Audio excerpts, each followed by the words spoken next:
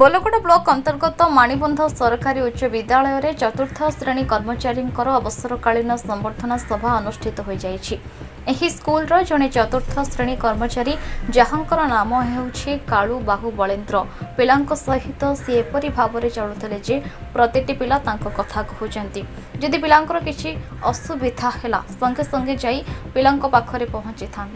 सेठी पिलांकर परिस्थिति देखि डाक्तरखाना पर्यंत नवाई प्रयास करें पिलाटी स्कूल मध्याह्न भोजन खाइला कि न खाइला ताहा भी बुझी था पिला माने कहते चाकरी अवसर नहीं छात्र छात्री शिक्षक शिक्षयित्री मान मन में दुखर छाया खेली जाता नुआक शिक्षयित्री स्वर्णलता साहू को स्वागत कर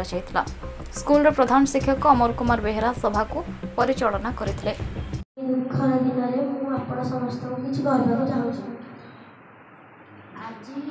आज आम प्रिय रिटायर्ड होती आज दुख भरा दिवस विषय किसी कहवाक चाहूँ। आम कालुबा सब पिला बहुत भल पाती से सब काम व्यस्त था। दुखर कथा है कि से आज आम समस्त को विदाय देते। मुझे समस्त को यह कहना चाहूँ कि आज आम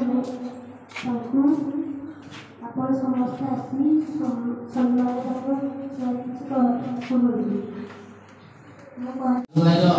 विदाय दिवस तेणु तुम मान तरफ अतिथि मानक आग आम संबर्धित करवा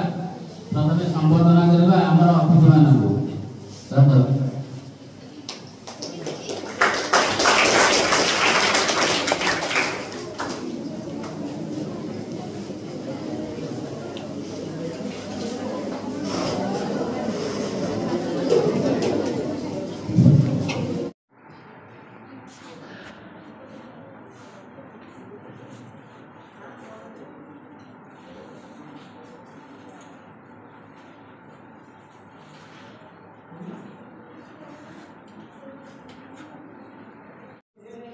सरकारी उच्च विद्यालय सरकारी मंचल उच्च विद्यालय पढ़ी।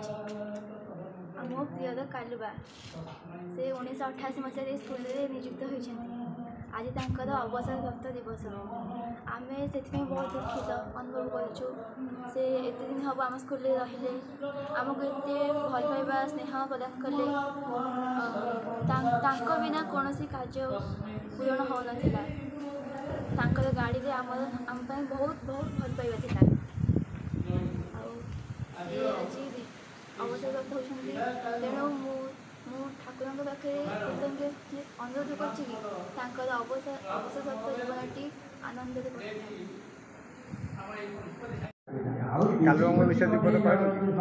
सरकारी पंचमल्ली उच्च विद्यालय माणीबंध स्कूल बहुत मानने सब कार्य को ठीक भाव समस्त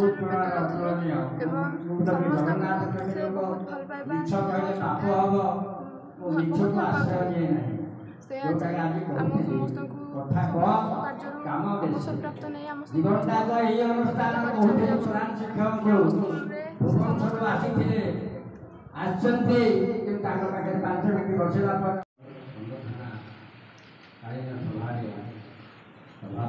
तुम नाटा कौन आज कहीं समस्त सब पिला आज एकाठी कालू बाबू कौन थे आप आज रिटर्न नौ विषय विपद कह कि सरकारी पंचमल्ली उच्च विद्यालय पीएन थे पीएन थी आम बहुत कम कर कम कर बहुत माने कृतज्ञ आमको निज पिला मैंने भल पाई स्नेह कर समस्त प्रति गाड़ी भावुचे सी आम गाड़ी प्रति गाड़ी में आम प्रति भल पाइबा आज अवसर दिवस आम बहुत दुखित आज बहुत आम बहुत दुखित आम बहुत दुखित।